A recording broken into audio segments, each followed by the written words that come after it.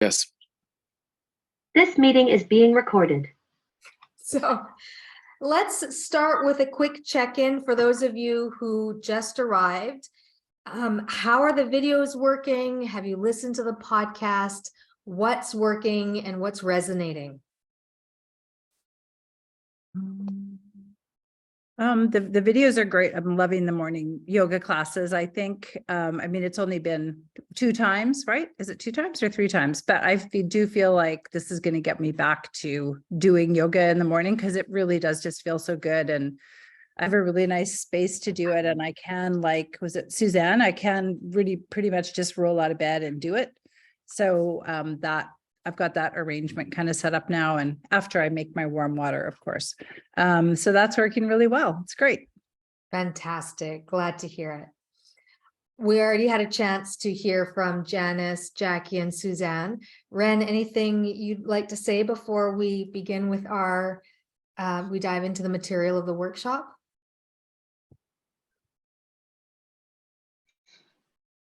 Okay, I can hear he's saying through the door no, even though he's got his video off.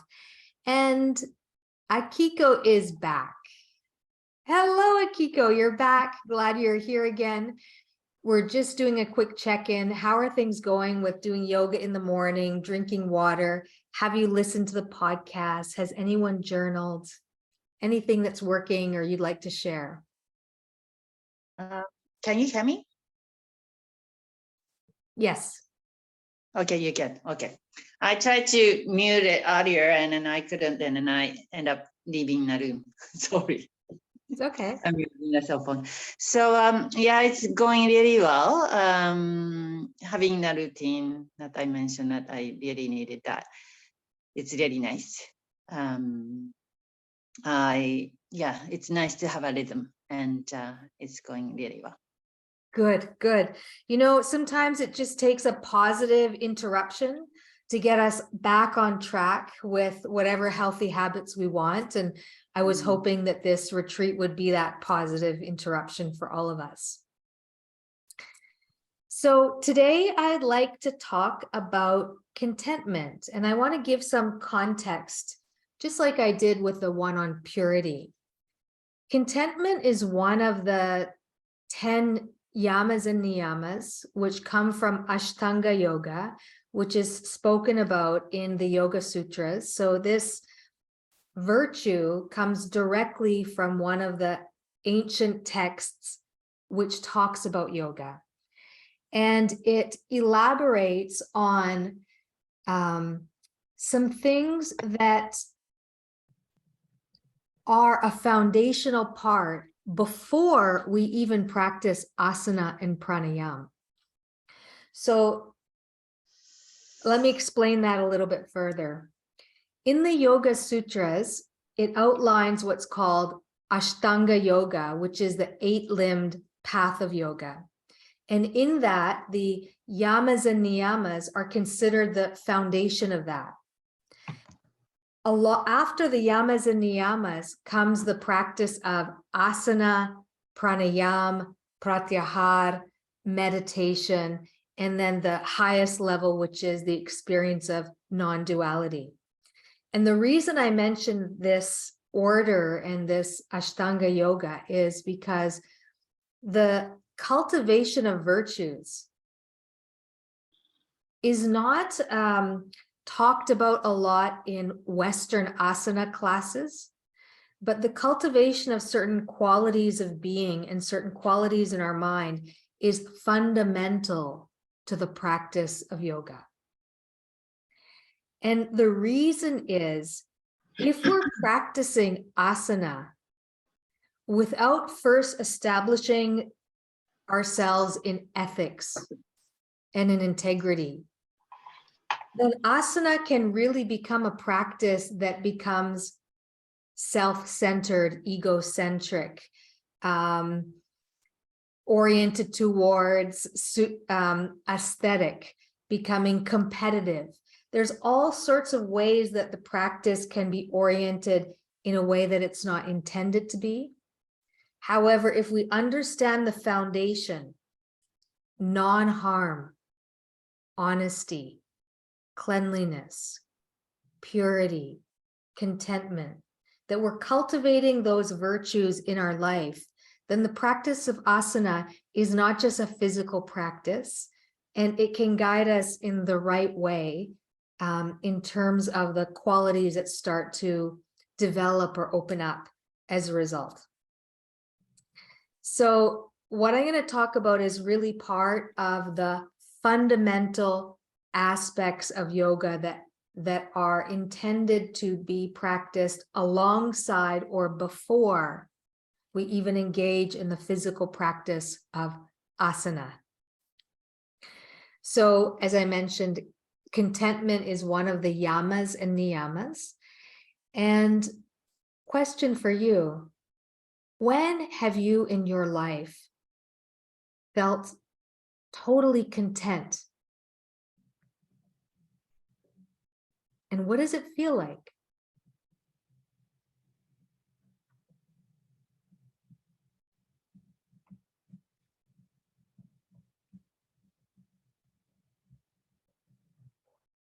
Anyone? When have you felt totally content? And what does it feel like?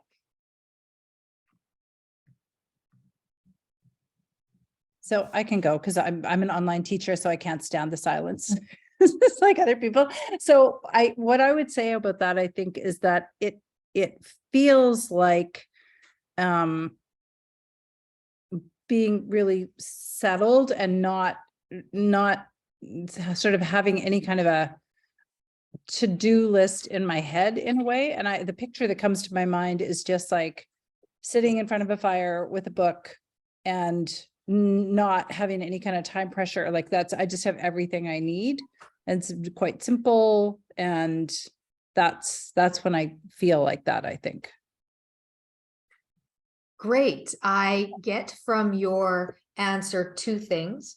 One is the mind is settled, not agitated or restless. Mhm. That sometimes in modern society, we feel an agitation or restlessness. And the other thing is a sense of satiation. You have everything you need. So satiated in terms of not feeling like you have desires. Great. Anyone else? Suzanne, we're just considering the question, when in your life have you felt content, and what does it feel like?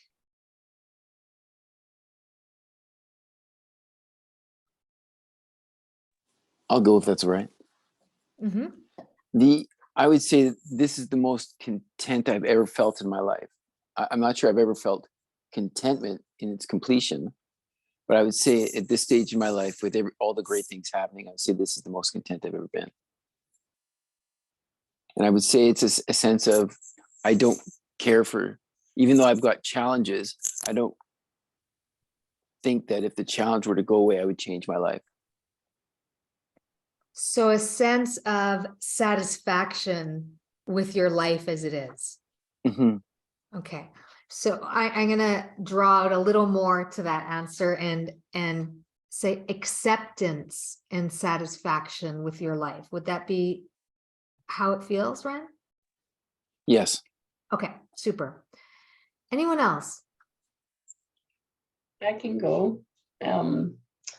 Just the moment that you asked that question, I experienced deep contentment, and it's a real sensual experience. It's like smelling my tea, feeling the corners of my mouth turned upwards, feeling an internal smile, feeling the support behind me, like very present, sense-based. There's really like not a lot else. I heard your voice there, and it was probably a part of it too. Yeah, so for me, it's very present, sensory-based. Beautiful. Sensory-based, and pleasurable. And interesting to hear the word internal smile and supported. Really, really great. Anyone else? For me, it would be a special spot out in nature and sort of summarizing what everyone said. So it's calm, it's peaceful, it's quiet. You're smelling it, you're listening to it, you're surrounded by it. Beautiful. So out in nature, calm, serene. No, maybe no hard boundary between internal and external. You're feeling up, you're saying it's around you, it's in you. So something that's really holistic and integrated. Great, Suzanne. I was just gonna show you where I'm at right now. Finally made it. And there's these two little creatures here that are looking. Can you guys see them? You see them? Just their head. Okay, they're looking out the window in the snow, and it's just really quite amazing. See if I can get behind them. Yes, so we can see them more now. How adorable. Yeah, they're lovely creatures, and I don't know, they're just super content. They're both looking outside, and well, I don't know, it's just contentment is, I think it's in the moment, but I think in order to feel contentment, you have to have had the experience of not being content, at least me, because I recognize very strongly when I'm in the flow or when I'm in peaceful. Because I've had lots of moments that have not been peaceful. And So sometimes the experience is alive and resonant when it's in opposition to something different. it is, yeah. Like, would we know what peaceful means if we didn't know what agitated or restless or disturbed felt like, right? So in opposition to something, then we know what it is. Beautiful. And I like that you also said, Suzanne, it's in the moment, not future or past based. No. I want to touch off what Suzanne said, is I have different examples of contentment. But I think the most meaningful time when there was an ease of contentment, it was in and amongst my mom's death, actually. So the contentment lay in having one of my daughters there. She got there from work just on time. My brother was there and I was there. My other daughter couldn't be because it just happened so fast and we were able to all be there. And my other daughter had a very young child and it just wouldn't have been appropriate for him to have witnessed that. And we were there and we were able to hold her hands and I could stroke her hair. And we were able to say goodbye and not to worry. And after, there was it was like silence. And we watched her pass and we were contented that we were able to be there. So that could be it was an incredibly sad time, but it was also a very comforting time. So I think it was contentment in sadness. This is very interesting, your example, which I think we can dive deeper into when we see the material I've prepared for you. But what I sense in what you're saying is a togetherness and harmony in an alignment and congruence in everyone who's there. So there's a unity and harmony. There's a silence and understanding, and sacredness, Mhm. even in a time of difficulty or sadness, Mhm. which is very interesting. We sometimes think sadness excludes the possibility of something in opposite to that. But what you're telling me is in that moment, there was Mhm. contentment, something of the sacred, along with the sadness that made it feel full. Mhm. Very, very good. Very good paraphrasing. And it was bonding, all of us, even my mom. It was like contact with eyes. Like there was so much touch and nonverbal. And we were all, like you said, like in unity. We bonded. And it was extremely privileged to witness that sacredness. You know, you think of birth and there's all these cameras and videos and stuff. There was not even an inkling of a mention of even doing anything like that. It was sacred space.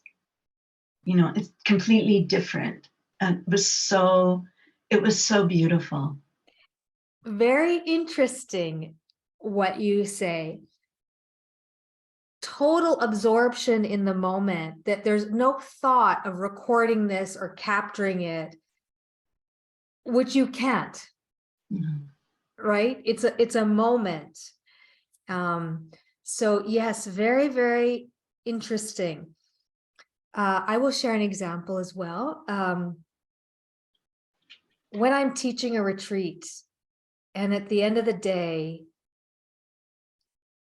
when people feel, when I've witnessed happiness, joy, space for sadness or grief, insight, when I've witnessed connection, when I've witnessed reflection, self-reflection and self-awareness, I feel so content and fulfilled.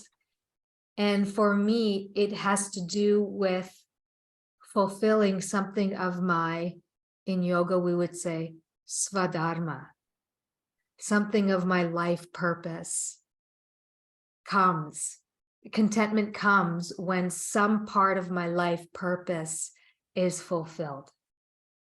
So I don't know if you've had moments, if you know what your life purpose is, sometimes it's connected to our role in our family, you know, the dharma of a mother or dharma of a sister or dharma of a daughter, or it could be related to your profession. But for me, it's really in a retreat setting where I've contributed and witnessed something, and I feel like this is what I'm here to do. And then I feel content that I've fulfilled it. So, okay, yes, Suzanne. I just wanted to add that sometimes when you're in that moment, when you filled your life purpose, it's I'm thinking about myself at work, and I work with people, and you can tell because it resonates with both sides. So for myself, it's being calm and listening, and waiting, and like, because I haven't always been the person to be calm, listen, and wait. I have been a person to dive in, and it's just the way I've lived, right? And as I sit back and listen, and then actually there's a resonance between two people, you know that, like, I'm just looking at these dogs right now, and they just almost want to dive through the camera because they're like really listening right now. They're really calmly listening and supporting what I'm doing, and it feels good, right? And it's hard to put words to. So I wanted to thank you for that, everyone. I am going to try and put a little bit, capture a little bit in words what you said, and tell me if I'm capturing correctly. Part of it is being in mutually fulfilling relationships. So for example, when Janice and her mother and her family were together at that very sacred time of leaving the body, there was a relationship and there was mutuality in that relationship. And what I mean by mutuality is both are receiving and both are giving. There's a, and so is that correct, Suzanne? Does that capture a little bit of what you're saying?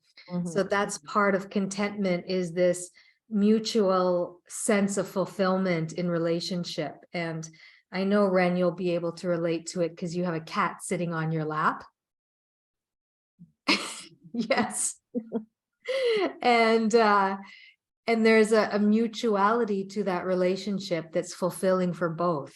Both are receiving and both are giving. Monica, we're so glad you made it. Excellent. The question that I asked is, what does contentment feel like or look like for you?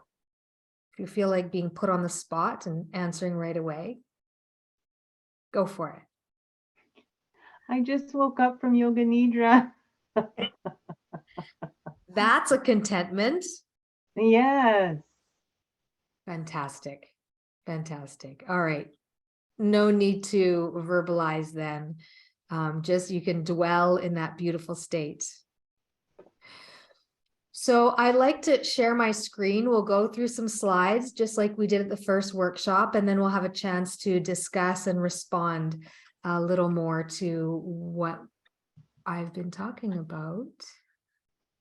And you're going to see my email for a moment. Okay, there we go. And here we go. So contentment.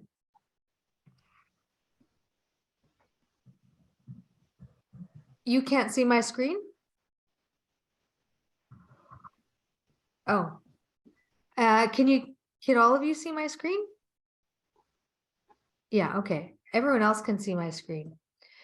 So I'm going to define it in a way that gives us some ways that are more specific in terms of how to practice contentment.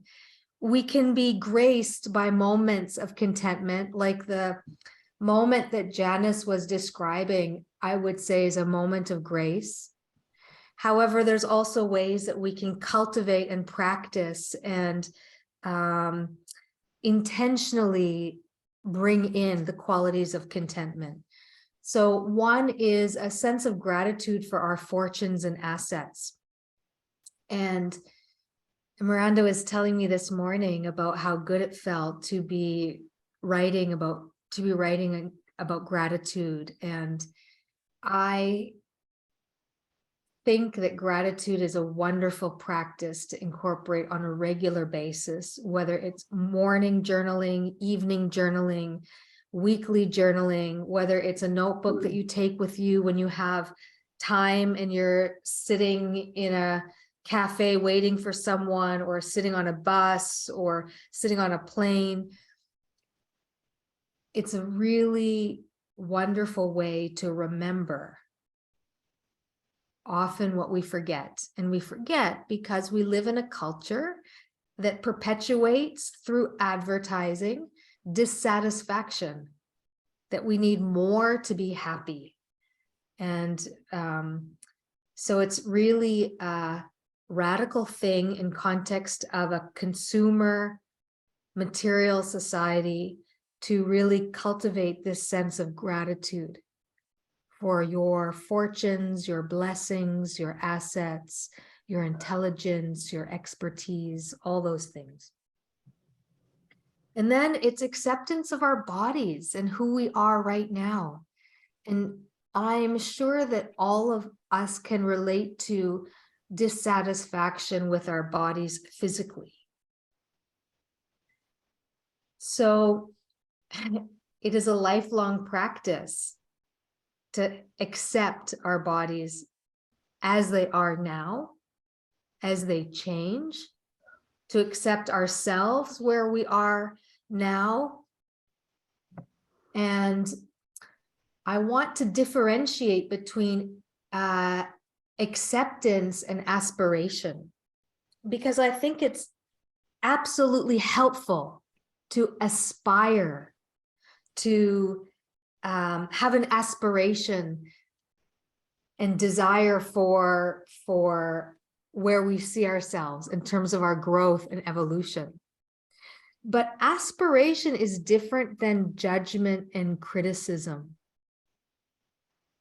Aspiration can coexist with acceptance of where we are, knowing that the future also holds the possibility of us growing and us aspiring to evolve, whatever that looks like. And I came to this realization. I remember, Ren, you will remember this moment very clearly. We were living in an apartment that was in front of a railway track, and it was close to a meat rendering plant and a chicken holding factory. So it was not the nicest of neighborhoods to live in. And at the time I had just taken mantra initiation and I'd just become vegetarian. So to come home to smells of animal rendering and chickens was quite difficult. And we lived on a noisy street. So the noise of the rail, the trains and the traffic really were a lot. But of course, I didn't know the effect that all this was having until I went away. And I went away to spend time at my guru's ashram in Europe. I was away for 2 weeks in the wintertime. And when I came back, and when I went away, I couldn't believe how well I slept and how well I breathed. And when I came back, I knew that we had to move. And I remember I had to navigate psychologically in my psyche. How do I cultivate contentment and gratitude for where I am, acceptance of where I am now, and know at the same time that this is going to change? And that's where I really feel I was able to understand the difference between aspiration and dissatisfaction, where I understood I accept this is where I'm at. I'm grateful this is where I'm at. And I know that there's something that's going to change and that needs to change. So I just wanted to mention that because I think sometimes when we think of acceptance, we think it's a sense of giving in and not having the desire to be better or evolve, but it's not. Acceptance just means we accept where we're at now. And that may include aspirations for our growth and our evolution. Welcome, Lisa. Great to have you. Thank you for joining. We're just diving into the workshop material. Okay, thank you. If my cats start screaming, I'll feed them dinner while I'm watching. Sounds good. Thanks. We also spoke in the sharing circle at the beginning about contentment coming from deep inner fulfillment or purpose. So Monica, I know you can relate to this because Monica works with children and she's very passionate about it and very skilled at it. And I'm sure, Monica, you can relate to happy tiredness when the children go home and it's a mess, but you feel fulfilled and happy because you know you're doing what you were meant to do. Yeah, and I see you. Great. So that's what I'm talking about when we are fulfilled in our svadharma, our purpose, our soul purpose in being here. And then the last thing I wanted to mention in terms of contentment, because I find that in our society, we're so used to thinking in terms of either or, and not so good at thinking in terms of both. And we're not so good in terms of thinking in terms of and. So how do we show up for ourselves and others? What does it mean to take care of ourselves and take care of others? Where is that balance that allows us to feel physically comfortable and at ease and know that we're fulfilling our purpose in our relationships with others?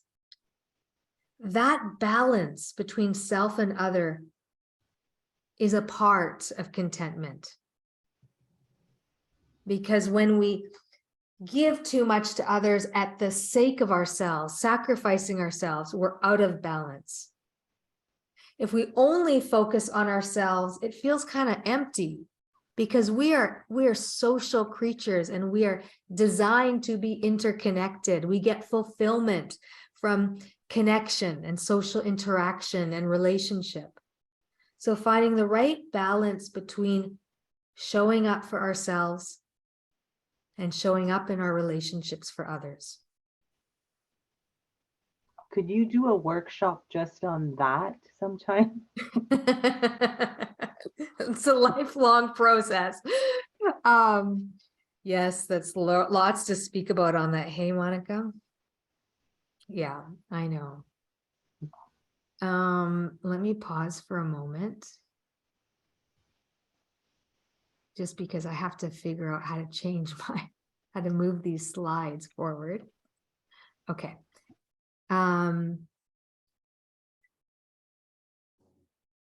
Let's go back and we'll just cover a little bit more. So I just divided it out a little bit more visually.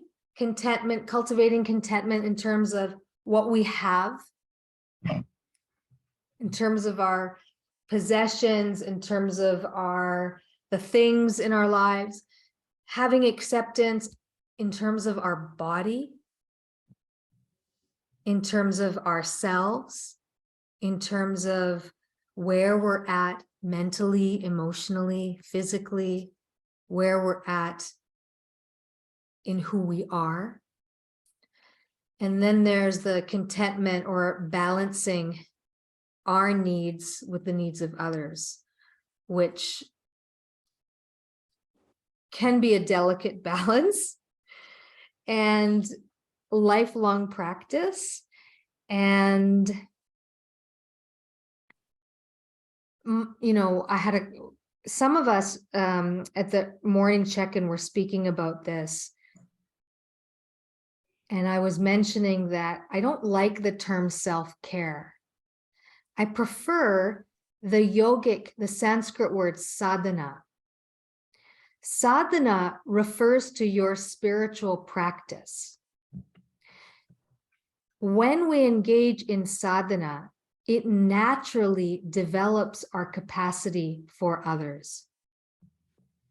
So if we commit to our sadhana, if we commit to our yoga practice, our meditation practice, our journaling, maybe sometimes it's movement and dance that makes us feel alive and well. Maybe it's spending time in nature and in silence. Maybe it's singing, whatever it is, whatever helps us connect with our spirit and our heart, that naturally develops our capacity to serve and be in relationship with others. So this idea in modern society of self-care doesn't capture what I think sadhana encapsulates and captures. Sadhana captures both your commitment to discovering something inside of you that resources you so that you can be in relationship in a fulfilling, purposeful, meaningful way. And if we don't have a sadhana, a spiritual practice, then it's very easy to get exhausted, fatigued, burnt out, depressed, and lose our sense of hope.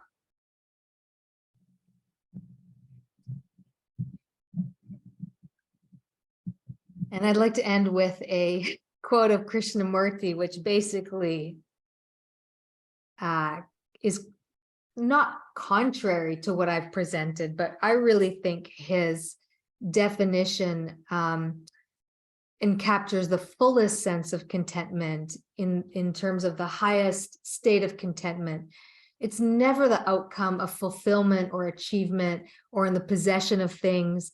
It's not born of action or inaction. It comes with the fullness of what is, not in the alteration of it. Which speaks to a few things that came out during our sharing circle. It speaks of acceptance. It speaks of the present moment. And speaks of perhaps grace, moments of grace.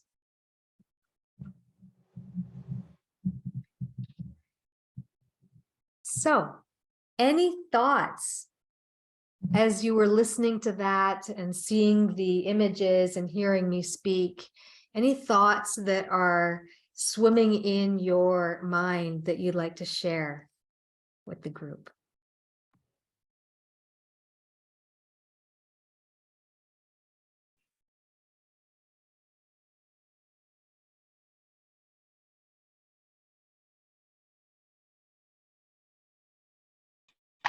I think because everything is interrelated, contentment and showing up for oneself is also related to what you call virtue, what I would maybe term ethics.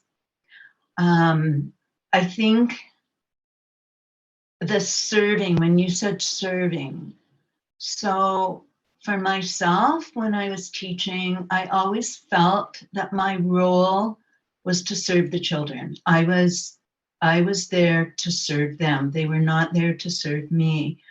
But in that viewpoint, that doesn't align you always with other interpretations.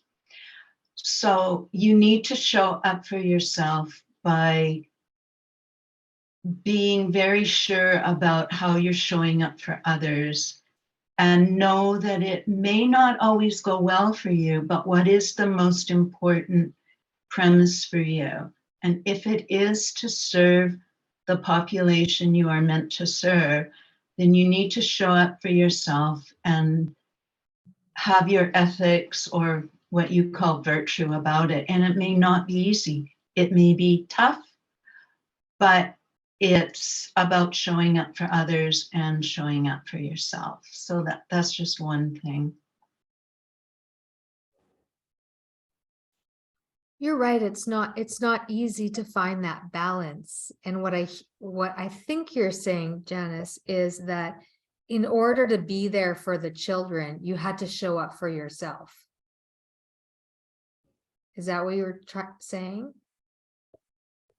I first had to show up for the children, but at the same time, I am also showing up for myself, because if it's not an easy path to take that avenue, you have to be resolved to know what's more important. My job is to be there for the children. And it may not be, the easier way might be to go with the flow of how things are always done, but that wouldn't connect with my ethics, or it wouldn't connect with what I knew to be best educational practice, put it that way. So what you're saying is your integrity in how you chose to serve children was a really important part of how you showed up for them. And then I show up for myself by choosing that path, because it feels right. I would definitely agree. Religions where many religions teach ethics in a very fear-based way, as if like you have to do these ethics or you'll be punished, or ethics from a authoritarian way. But in yoga, ethics are presented as a science for happiness.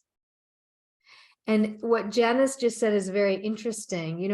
I had a Buddhist teacher who said, you know the right thing to do because it feels internally congruent and harmonious. That doesn't mean it's easy, but there's a sense of it feels right on the inside. It's congruent when it's rooted in ethics or integrity. So I agree. We're definitely talking about the same thing. I think there is contentment and fulfillment that comes when we're ethical and we have integrity. And definitely, I think that kind of integrity and ethics contributes to happiness on a deep level. Anyone else and want to comment on this discussion of contentment and the ways that I've been presenting it, or what's coming up for you?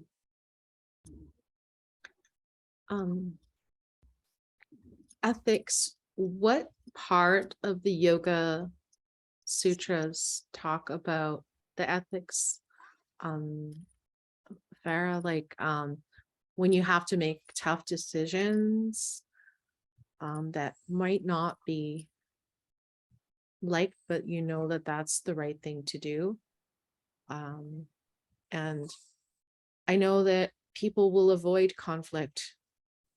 They avoid it like, I can't believe how much people avoid conflict. They avoid conflict, and then their avoidance is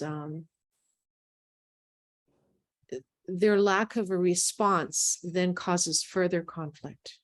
And I'm just wondering if you could speak to that a little bit, because that's something that I've been struggling with a bit. I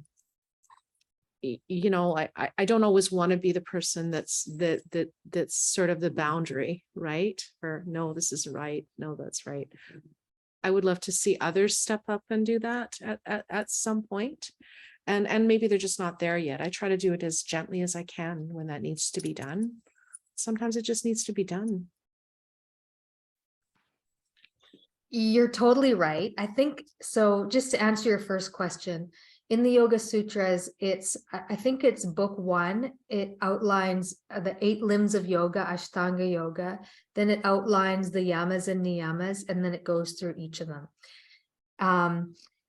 I think as it comes to when people are avoiding out of ignorance and fear of pain and suffering for themselves, I think there's 2 things that can be helpful. And I can't claim to know the specifics of the situation, but here's what I think can be helpful. One is a sense of honesty, vulnerability, and observing, noticing observations rather than assuming we know what should be done and how to do it. So, and then the other part about honesty and authenticity, sometimes we know what a person needs to do, and we can see they're not willing to do it and not ready to do it. So in conflict resolution, we apply the skill of questions. Like, I sense that you want to be able to do this, but you're scared. What's going on for you? What would make it easier for you to have this conversation? And the process of asking questions helps the other person work through the obstacles that are the barriers to why they're avoiding something. So that's one thing that I think that can be helpful. The other thing that I've noticed is helpful is when I model honesty, vulnerability, authenticity in the right time and place. When I model that, it's an opportunity for another person to also do that. So sometimes a person is not willing to be vulnerable. And that's a necessary part of the process of growth, right? Because the barriers that we create to kind of push through sometimes are causing harm to others, and they're causing harm to self. So there's some barrier that has to break through. And sometimes we have to model and demonstrate vulnerability and authenticity. And that might look like, you know, I really want to help, but I don't know how right now. You know, that kind of honesty and vulnerability in the right setting, I think, can create a tone that gives the other person an opportunity, which they might take it or they might not. Interesting conversations we're having. We started with contentment and we're veering into some really interesting territory. Oh, I can't wait to hear, Miranda. I know you have some thoughts and I can't wait to hear. I'm really enjoying listening. Thank you, everyone. These aren't so much my thoughts. I've been leaning on Atlas of the Heart recently. As I'm working through different emotions. And I just peeked into her book. This is Brené Brown book. And contentment is in the section when all things are good. So if it's okay, I wanted to share this bit from here. It's quite wonderful. This is her perspective. I define contentment as the feeling of completeness, appreciation, and enoughness that we experience when our needs are satisfied. So I think you brought that up, the appreciation, but I really like that term complete and enoughness. Because that for me that's a perspective. So if I'm not content, am I going to scramble for more and more? Or am I going to find the enoughness of right now? Am I going to matter enough and be complete enough right now? And she quoted the 14th Dalai Lama, where it was said, when you're discontent, you always want more. Like, this is very old, but it's the same idea. Your desires never satisfied. But when you practice contentment, you can say to yourself, oh yes, I have everything I need. So I like that too, because it's a practice, and I appreciate you bringing it up as a practice. It's not an evaluation of life. It's an evaluation of, am I willing to work this one more? There's nothing out there. It's right in here. Yeah. So thank you for bringing this up. I so appreciate you sharing the definition from Brené Brown. That's really beautiful. I agree, it's a practice. I remember when my Ren and I moved into a place in Vancouver, the kitchen was kind of grungy. And I remember thinking, okay, I can accept things as they are and be grateful, or I can be dissatisfied. And I knew that if I let my dissatisfaction have free reign, then we could get a nicer place, but I'd still have that dissatisfaction with me. So I made a choice to really work on accepting and being satisfied with what I had and appreciating what I have. And I think it really helped me. It really helped me quell this sense of not good enough. And I used to have a prayer that I would say, and I sometimes bring it back into my life again. And the prayer is, may I make better use of the blessings I currently have. And the reason I liked it is because I feel like there are many times where I have enough and I have everything, and there's this dissatisfaction, and I really wanted to call in a prayer that would help me appreciate all the things that I have. So I'll write that in the chat. Anyone else want to comment on the discussions we're having?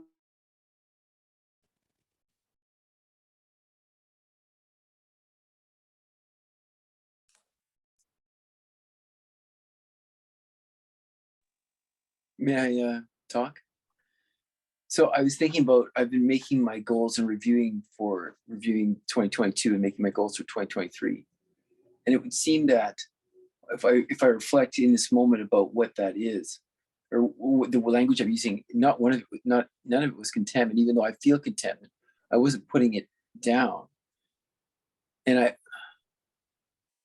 it's interesting to consider contentment as a can contentment be a goal? I think contentment is a practice and an outcome. And to be honest, I think true contentment is a moment of grace. I think it's a sense of completeness that comes when we experience a moment of grace. And I think when we practice contentment, it makes those moments of grace more likely, more probable, because it cultivates a sense of openness and expansiveness. Sorry. So just one more thing I want to say. What I'm talking about grace is those moments that are sacred, that there's a specialness to them that are a little different than ordinary experience. And it's not something we can will. However, what we can do is we can cultivate a state of being that is open and expansive and receptive. And I think So when you describe it that way, it sounds like it's closely related to gratitude. Yes, I would say. I would say gratitude is a very close cousin of contentment. And certainly in Brené Brown definition, appreciation and gratitude are very closely connected. Okay, great. Akiko, you're back. Good. Any other questions or comments on anything that's being discussed or said, or anything you'd like to contribute?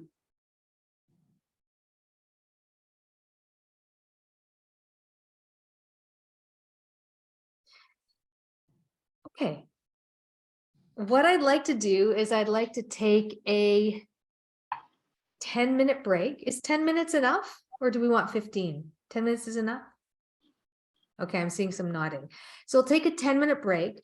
When we come back, we're going to talk a little bit about what it looks like to practice contentment. In what areas, what would it look like? What are the different ways? Because, a gratitude journal is one possibility, but there are there's a variety of practices that we can actually do to cultivate gratitude and contentment, appreciation, that sense of enoughness. So let's come back at 3:05.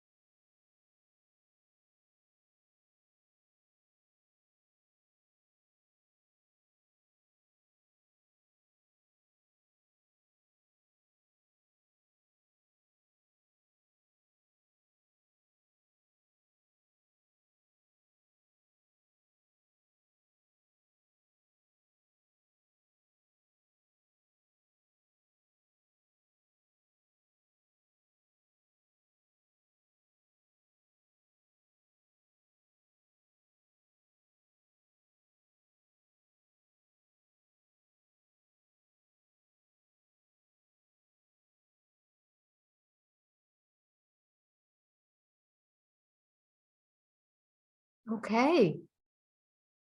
Hopefully you can hear me and are making your way back.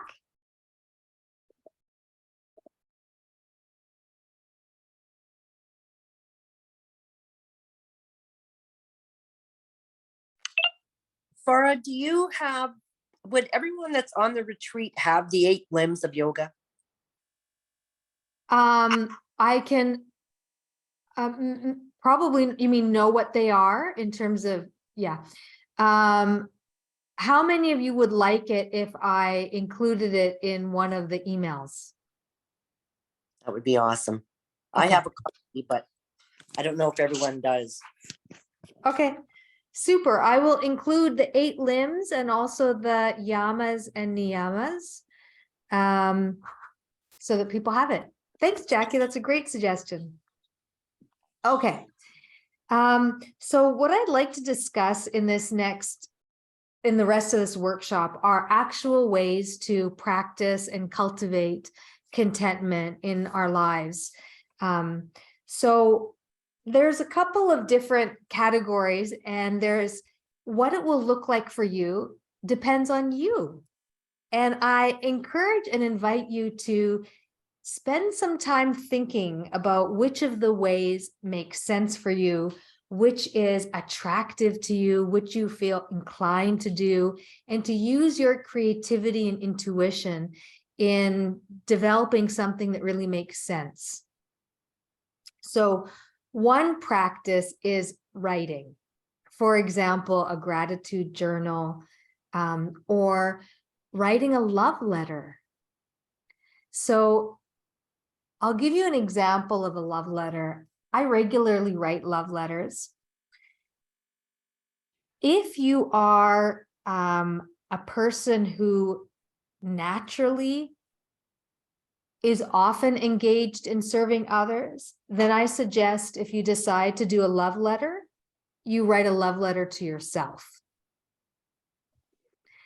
So a love letter is just a letter that you write expressing your appreciation in words and verbally. So you know, sometimes several times a year, I will take the time to write a love note to a friend or send an email. And I'm always amazed at the feeling that I get before the other person even receives it, the sense of fulfillment I get when I write a love letter. And then it's always interesting to see how it's received. And when I started a new job here in Nanaimo, I made a conscious decision to verbally communicate with my new boss and to practice gratitude in relationship. I've always practiced gratitude on my own in a journal. Many times in my life, I've had a gratitude journal, but I was really interested in seeing how does gratitude look like when it's practiced in relationship with one another. And so I would regularly send emails or leave notes for her at the end of the day to express my gratitude. And I remember having one moment where I had a very clear insight that I had a choice in how I could see her behavior. I could see, you know, my mind could say, she's micromanaging me, or I could appreciate that she paid attention to the small detail. And her work was really important to her. You know, it could go two ways. It could very easily go two ways. And in my mind, I remember being at that crossroads, and I made a conscious choice to choose gratitude. I worked there for 3 years, And as a result of my gratitude practice, it really set the tone of our working relationship. And she was so inspired by my gratitude practice that she started to do the same. So we were constantly sending each other on a regular basis notes of gratitude. And there was one Christmas, as her Christmas gift, she compiled all of her notes for me into a love letter, and she gave it to me as a present. And it was so beautiful to be on the receiving end. So I encourage you to think of a love letter that you can write to yourself if you are always oriented towards others, or a love letter that you write for someone else. To actually take the time to write a letter. So that's one possibility. Has anyone ever written a love letter or had a gratitude journal? Does anyone want to speak about it? If someone can speak, just so I have a little bit of time to write something in the chat. I haven't really done that, but what you talked about being at work reminded me of something that I did used to do at work when I was in a leadership position, kind of in a, like not in this, I would say, deep a way as what you're talking about. Kind of, it was almost like a joke in a way at work. It was funny when I started doing it, but I actually did really mean it, which was when I would first see people in the office in the morning, I would just thank them for coming to work. And it's kind of funny because it's like I had a choice, but I would just say, hey, like, thanks for coming in today. Like, I think you do have a choice, actually. So, that's great that you're here to keep me company. So, yeah. Those small things can make a difference. Yeah, and I they think do. so. Yeah, absolutely. Great. Thank you, Suzanne. I had the experience this past couple of months here in Winnipeg. We, in our hospital settings, we are opening up smudge rooms in many of the hospitals, which is wonderful. And before Christmas, our team at work decided to do like an open house so that we can invite everybody in the hospital to do sort of can do a smudge, but they could come, it would be like a come and go. And one of the team members made some bannock.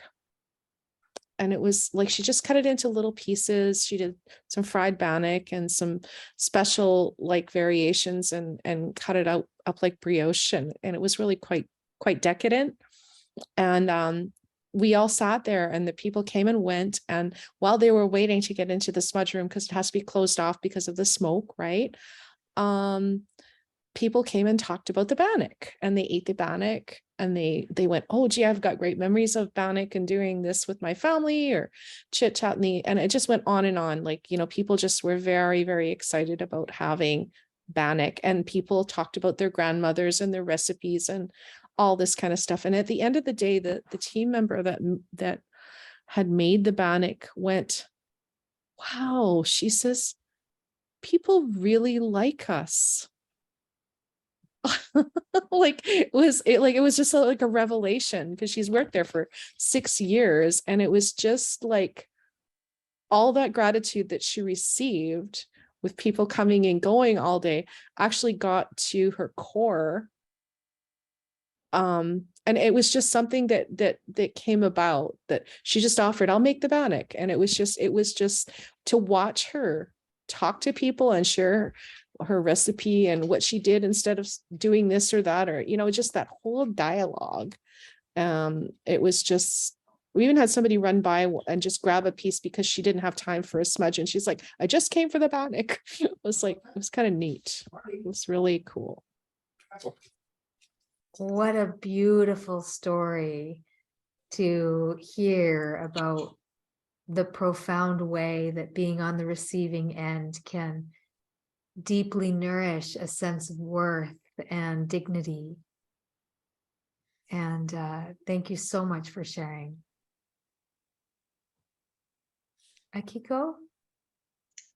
Hi. I just wanted to share that one of my friends send me love letter from time to time, and it's fun to receive it to begin with, and she actually mailed it because we don't really get mail very often, so that's really exciting to get mail and then love letter. So that's made me want to do the same. So no, I don't do that often, but yeah, when I remember, I do that to others as well. It is so beautiful to write a love letter, to receive a love letter, and to find a love letter that you've written to yourself. Really beautiful practice. So And writing. sorry, Yes. I was just going to add in there the joy of writing a love letter to myself and giving it to a friend and asking them to mail it to me 6 moons from now. Oh, cool. And it's a really special practice because it brings, especially when I'm in a transformation or transitional stage and really seeing myself clearly, it's a check-in. It's a really neat check-in. Oh, cool.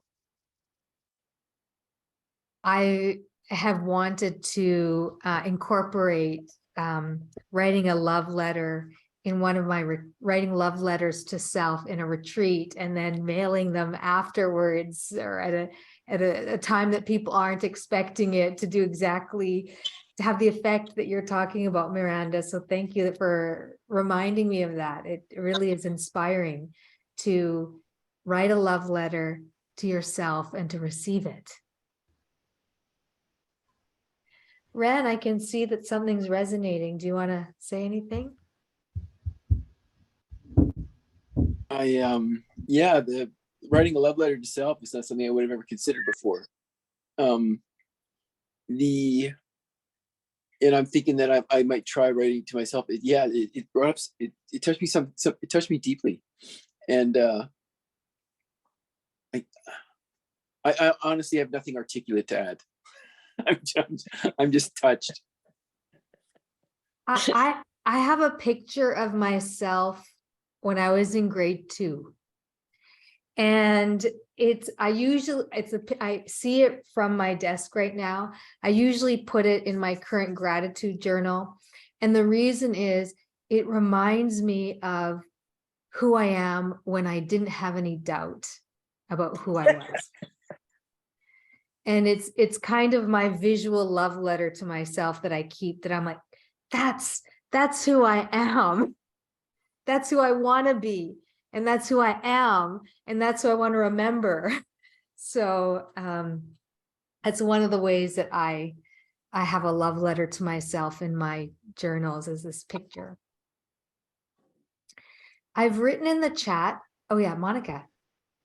Well, just that I think I'm having the kind of day where I'm I don't even know how to articulate it, so never mind. I just want to say that I think I'm having trouble. I'm feeling like I'm having trouble with this idea of a love letter to myself. I think I am having a rough day internally, and I'm just wondering if you could help with the start of what it might look like. I feel like crying right now. I need a little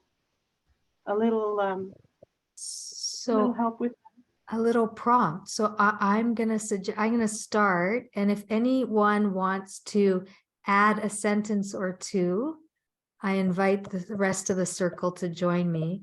It would start like this. Dear sweet Monica,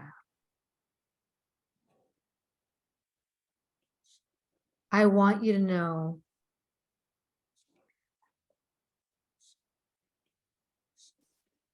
that there is a light inside of you, even though you can't feel it right now. And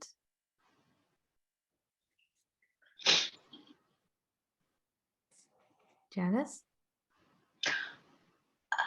You are enough and you are loved.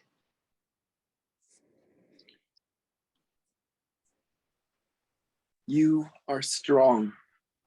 You are resilient.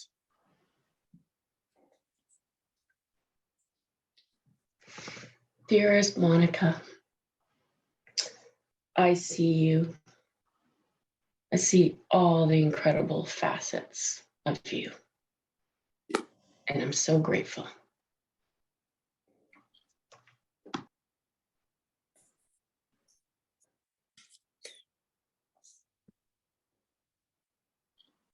Sorry. Thank you, everybody. That's thank you. I'm just in that place where, well, I'm a giver, so it's easy for me to say all those things to other people, but I think my well just got a little bit too dry. Thank you. Thank you, Ren.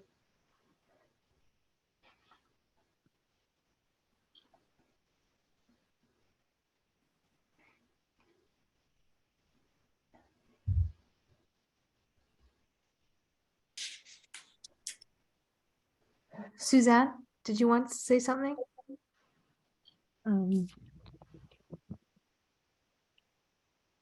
I was just going to say, Monica, you are gentle and kind to yourself and to others.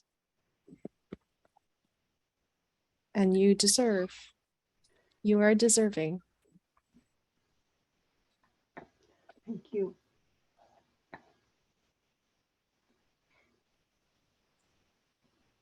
Thank you all. Oh, Janice, yes, you have more to add. Excellent. This beautiful love letter. Yeah.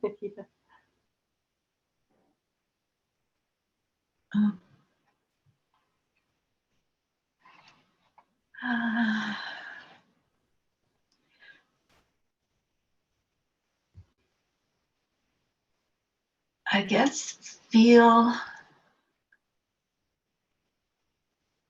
be as you are, feel what you do, but know this will pass too, and you will feel your way out. There's nothing wrong with how you feel right now.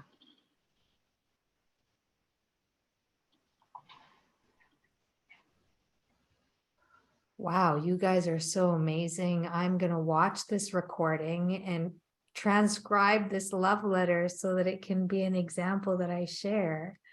What a beautiful love letter we have written together for Monica. And thank you.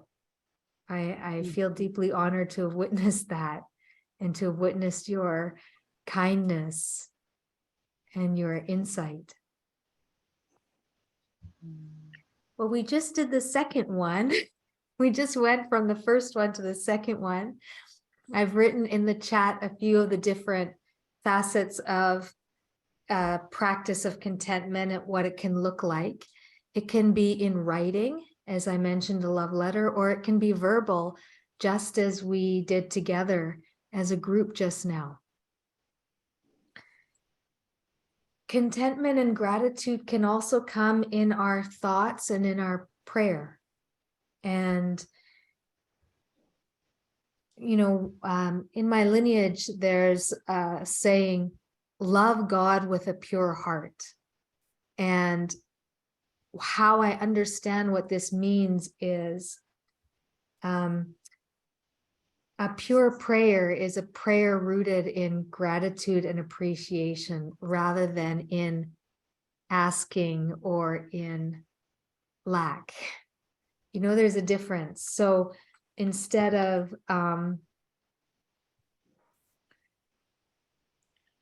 help me get this, it's thank you for what I have, or may I have the strength, or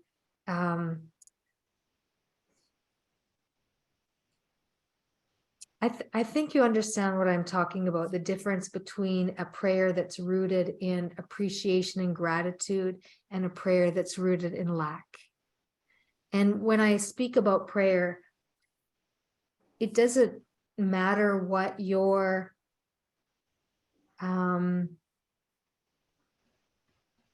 beliefs are. I think we can all relate to a grander life force than our individual selves. And to, a prayer can be as simple as lighting a candle before you eat dinner, or before you do your meditation or your morning yoga, and at that moment that you light your candle, in your mind, you can have a prayer. And of course, there are many prayers for many different traditions you can also use. But I also think that sometimes when we have a very personal prayer, it's a way for us to commune directly from the deep part of our soul to that greater life energy, universal consciousness, cosmic light, divine, whatever you call it, that is available to all of us. And then there is gratitude in art, in drawing, in creating a vision board or a painting. Monica shared with Miranda and I this morning some of her drawings, and I could see that it is such a beautiful way to engage our psyche and bring out insight. She was using the journaling questions in the emails and drawing out her answers, and it was really beautiful to witness. So if you are inclined in that way to draw or doodle, to actually use drawing or art. I feel like I'm talking a lot, so I'm going to ask Ren to speak about gratitude and eating, because we have a particular ritual that we do at meal times, and I thought you could talk about it, Ren. Sure. I can't remember when we started this gratitude practice. What, a couple of years ago?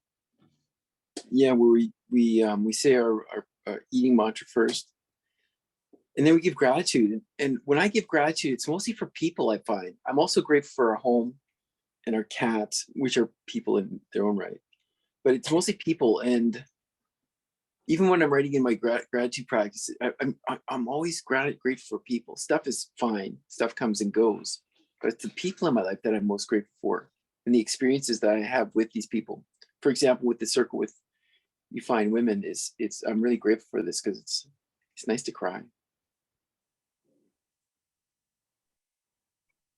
So what we do is we, before we eat, we actually verbalize to each other what we're grateful for. And it might be something that happened in our day, or it might be something that we're just aware of in terms of like, I'm grateful it's not snowing, or I'm grateful the sun is out, or, if Ren has some work to do in his workshop, I'm grateful that I have a workshop to use, so, and I've really noticed that and Ren, you can tell me if you've noticed the same. I feel like what it's done is it's provided this foundational thread throughout our day and our lives that has really helped us not get too off track with being in touch with this sense of appreciation for the blessings that we have.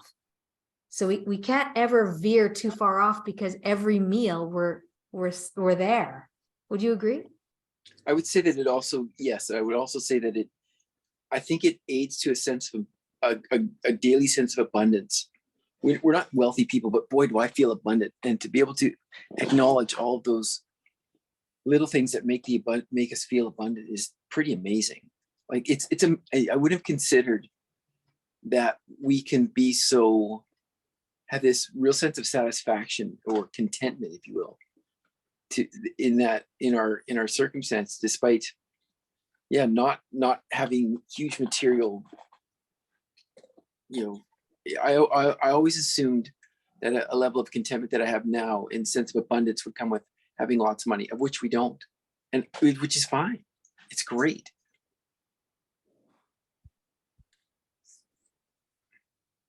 Thank you. I'm curious. I'm just curious. It kind of like it's moved a bit to gratitude, and so just bringing it back there to contentment, Ren. Because I find gratitude, I'm not able to relate to as well. It's a bit nuanced. It's a bit out there.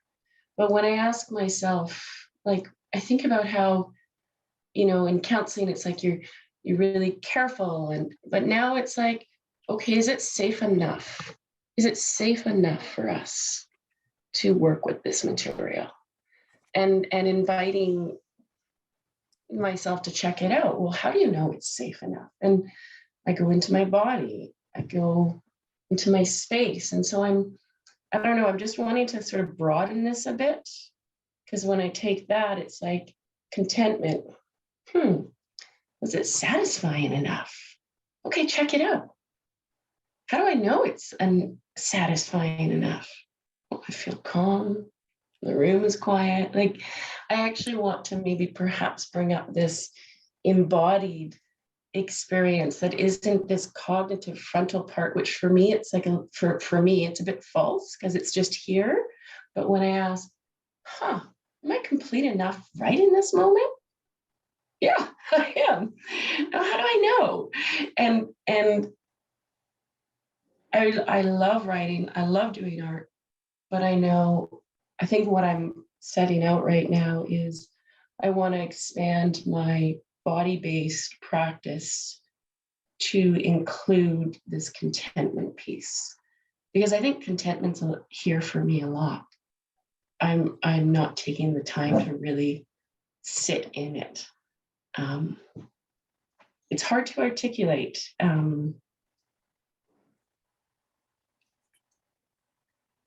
But I guess I'm kind of wanting to make a bit of a shift on the practice, because I think gratitude and contentment are different for me.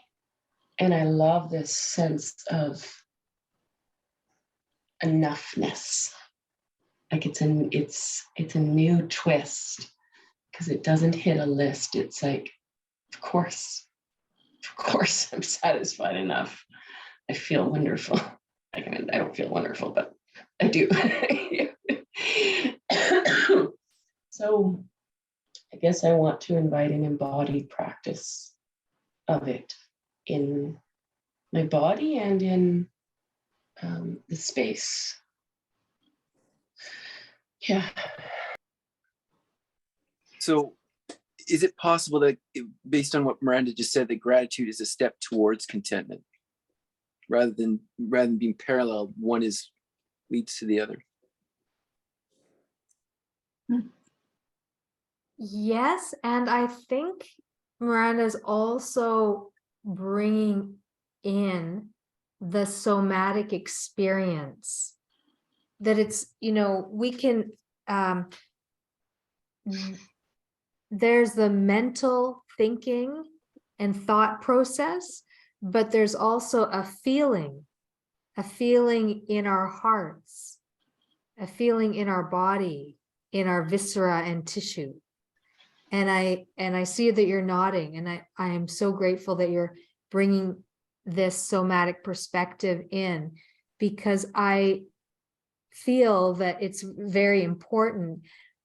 What blocks some of us from the embodied experience is sometimes there's discomfort or pain in the body that is present. So there isn't a feeling of comfort and ease in the body, which makes it harder to feel that body contentment. But I do understand what you're saying and agree. Contentment can be both. And I think wherever you can access it is the place to start. So, Farah, I wanted to say something that you said earlier about acceptance or gratitude, but acceptance in the body realm. And part of that can be a rejection of the way society has gone about defining body. And you can choose to take a different view where it's health, a healthy body. And that when you aspire, you're aspiring to create a situation where your body can be in the world in its best possible form, health-wise, to give you longevity in order to be in relationship with many people or nature or whatever. But at the same time, I also think, and maybe it's the age I am too, is that at every time and every moment, there's this broader acceptance that, you know, you're on a process of dying. I'm not saying I'm in ill health, but when you age, you are in a process of dying. And there's also a broad acceptance that you can do the best you can to create health and be grateful and have gratitude for the way your body works. And I guess at the same time, know that you are going to be progressing towards death, but how can you give both death and life a space together so that they're together?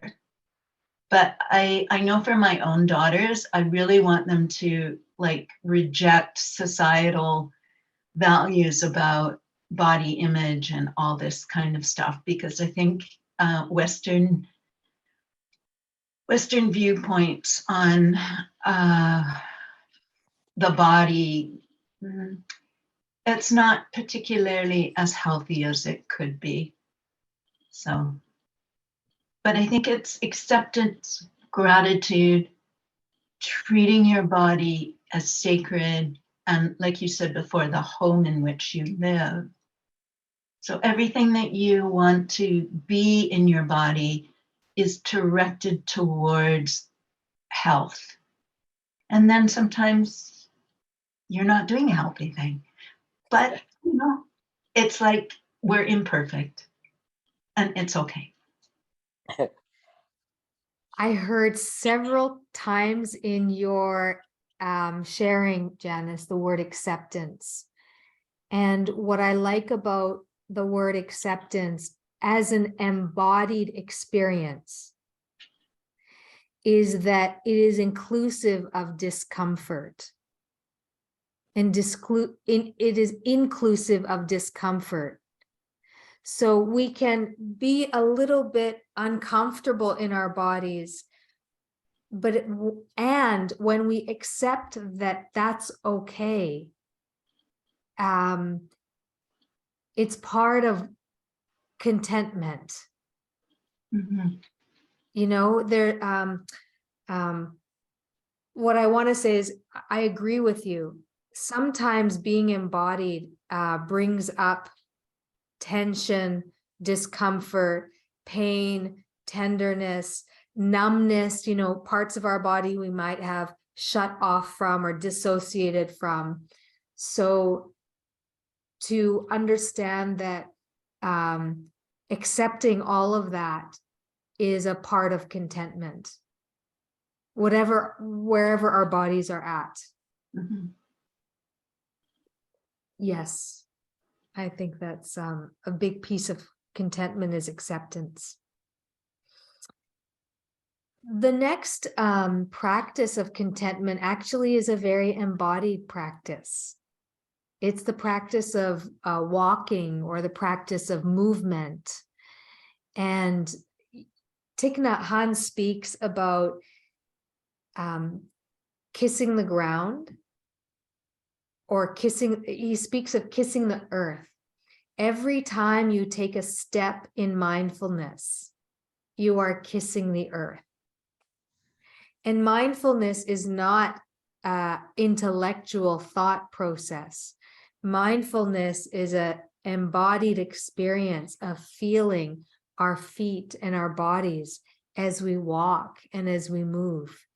And any kind of physical practice, whether it's walking or dancing or moving, can also bring us a sense of contentment in the experience of feeling connected to ourselves and our bodies, and the experience that is,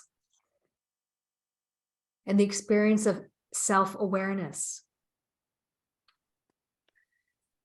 So these are just some of the ways that you can practice contentment over the next couple days, or practice as you think about the next year and what you want to call in, and what the healthy practices and habits you want to cultivate for yourself as we turn the chapter into a new year.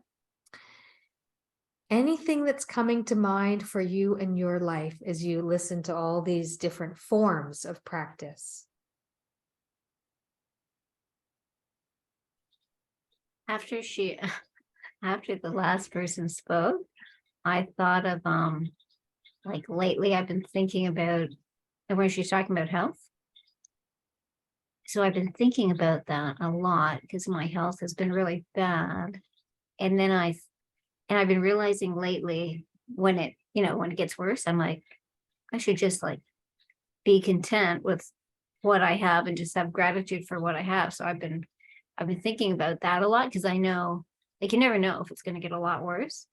So you just have to be, grateful for what you have at some point, and just content with it. And so because I've had some like bad things happen, I'm like, wow, it wasn't that bad before, even though it felt like it was bad before.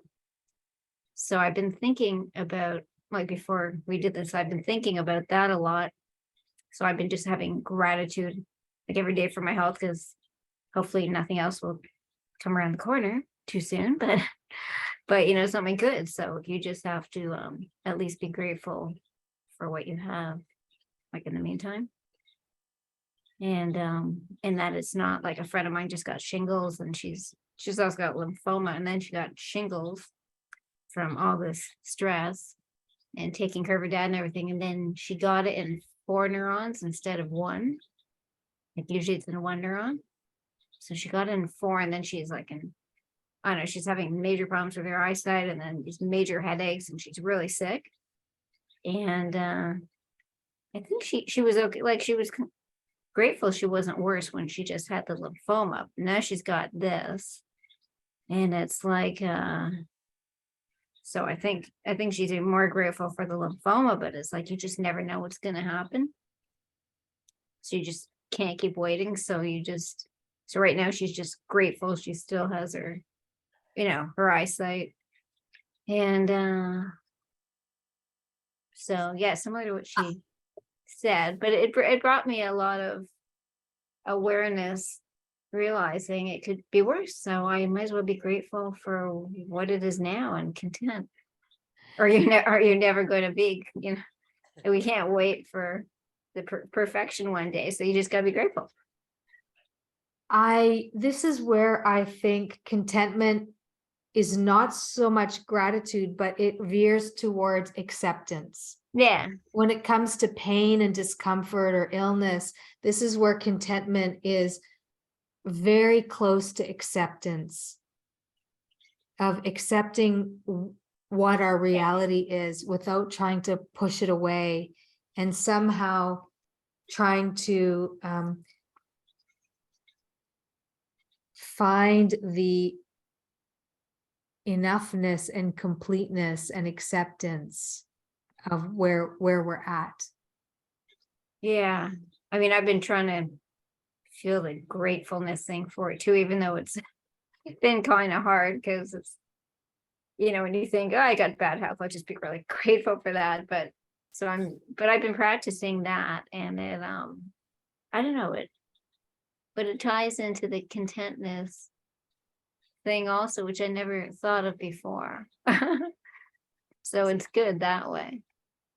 And then there's acceptance as well.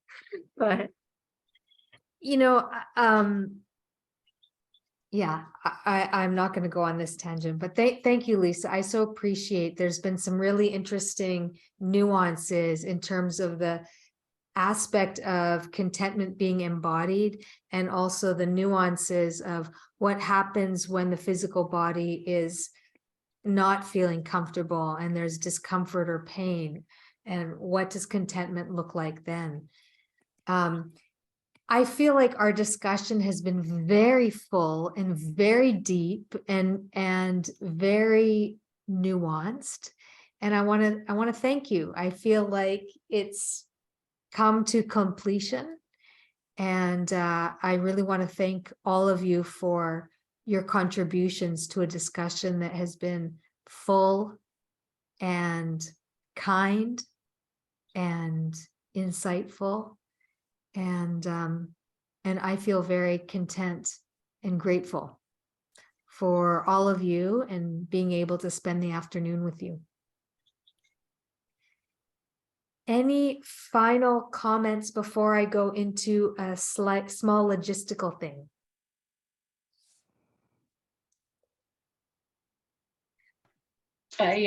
I loved your blessing at the beginning. May I make better use of the current blessings I already have. And so I use that as a prompt to try to pull together this conversation. So this is where I'm at.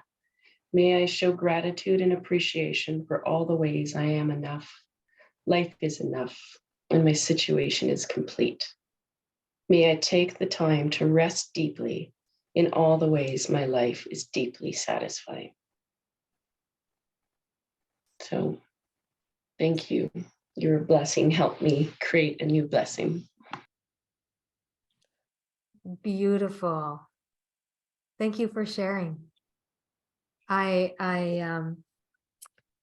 love it when prayers become very personalized. You know, when we can kind of personalize things that are really meaningful for us in the moment we're in. So, two logistics. One is, in the email I mentioned Yoga for Sleep starts at 8:30. It actually starts at 8:45 PST. So just note that it's 8:45 and 8:30. Some of you who are in a different time zone or who have expressed to me that it's too late, I've been sending you videos ahead of time. So I'll do that in the next hour so that you can do your own evening practice if you wish, and you don't have to wait up till 8:45. The other thing I'm going to send you is the journaling questions come from a worksheet that my partner and I found and put together. And it is a worksheet that I have modified and created as a PDF document. And it includes more questions that you can, yes, Ren, you did compile the document, and Joanne actually did some graphic design on it. So it's a new document now. But I will send it to you. For those of you who are really enjoying the journaling reflection questions, I think you'll really find these additional questions insightful. And tomorrow, our reflection circle is an opportunity to share and to be witnessed in the insights we've come to in the journaling process. So I'll send that along in the next hour as well. And I think that's it for now in terms of announcements. Any other questions? I just wanted to say thank you to everyone for all your kind words and helping me with the love letter to myself. I get it. I think I can take it from here. Thank you.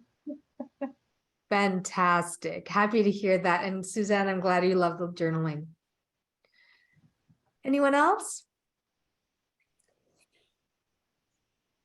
Super. We will see you tonight. Some of you will have your own evening practice to do, and hopefully we'll see you again tomorrow.